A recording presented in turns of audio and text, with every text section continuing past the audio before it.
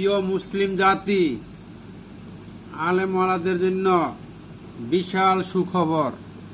ইরানে বিশাল হামলা করেছে ইসরায়েল বাহিনী। খুশি হয়েছেন না? ইরান তো কাফের, ঠিক আছে না?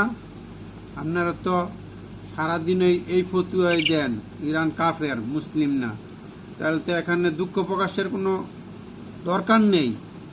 ইহুদি রাষ্ট্র কাফের রাষ্ট্রের হামলা চালাইছে। আপনাদের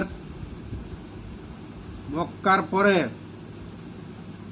যদি পবিত্র ভূমি হিসাবে ধরা হয় তাহলে কিন্তু ফিলিস্তিনি রাষ্ট্র। এখানে কিন্তু শত শত নবী রাসূলের দেশ। কোনো মুসলিম রাষ্ট্র তো এগিয়ে আসেন নাই। ঠিক কাফের রাষ্ট্র, যাদেরকে আপনারা কাফের বলে উপাধি দেন, ইরান কিন্তু ফিলিস্তিনি রাষ্ট্রের পক্ষে কন্টিনিউ সমর্থন দিয়ে, এবং কি ইয়েমেন এবং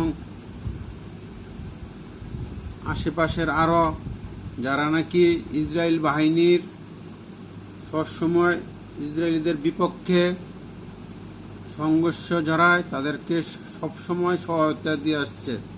আর এই জন্যই কিন্তু ইরানের উপর এই হামলা। না হলে ইরান কিন্তু ইসরায়েলের পাশাপাশি রাষ্ট্র না, সীমানা নিয়ে কিন্তু দ্বন্দ্ব নেই।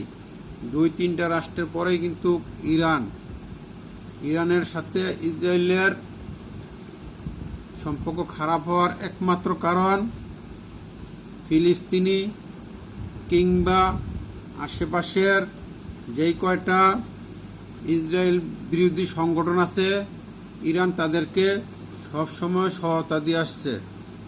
এই জন্যই কিন্তু ইসরায়েল ইরানের সাথে এত দ্বন্দ্ব। কই আপনারা যারা নাকি বড় বড় কথা বলেন, ইহুদি কিংবা কাফের বিরোধী কথা বলেন, কত বছর যাবৎ ফিলিস্তিনের উপর ইসরায়েল আগ্রাসন, আপনাদের তো কোনো ভূমিকা দেখলাম না। আপনারা শুধু ফতুয়া দিয়েই শেষ। মুসলমানদের মধ্যে ত্রুটি বিচ্যুতি একটু দ্বিধা বিভক্তি থাকবে, আপনারা শুধু ফতুয়াই দেন। ইসরায়েল একটু ছোট রাষ্ট্র, মধ্যপ্রাচ্যের এত বিশাল বিশাল মুসলিম রাষ্ট্রের জন্য ইসরায়েল রাষ্ট্র কিছুই না। শুধু আপনাদের ফতুয়ার কারণেই, মুসলমানদের মধ্যে ডিভাইডেশন সৃষ্টির কারণেই, আপনাদের মধ্যে ঐক্য নাই। আপনারা ইহুদিদের পাঁচাটা গোলাম। এই জন্য আপনারা দিনকে দিন মাইর খেয়ে যাইতেছেন। আপনারা একে অপরের মধ্যে মুসলমানদের মধ্যে হাজারো বিভক্তি করতেছেন। মুসলমান সৃষ্টির কত শত বছর পরে এখনো আপনারা নতুন নতুন ফতুয়া সৃষ্টি করেন। আপনারা অস্ত্র আবিষ্কারের নাম নেই, আপনারা শুধু ফতুয়া আবিষ্কার করেন। এটা বিজ্ঞান না, ইসলাম কোনো বিজ্ঞান না। ইসলাম কোরআন ও হাদিস কিন্তু 1000 বছর আগের। এটা কিন্তু নতুন নতুন আবিষ্কারের না, শুধু একমাত্র বিজ্ঞান ভূগোলে কিন্তু নতুন নতুন জিনিস আবিষ্কার হয়। ইসলাম কিন্তু নতুন নতুন জিনিস আবিষ্কারের বিষয় নয়। কোরআন হাদিস কিন্তু একটাই। আমাদের মধ্যে নতুন নতুন বিভক্তি করে আপনারা মাওলানারা মুসলিম জাতিকে ধ্বংসের প্রান্তে নিয়ে গেছেন।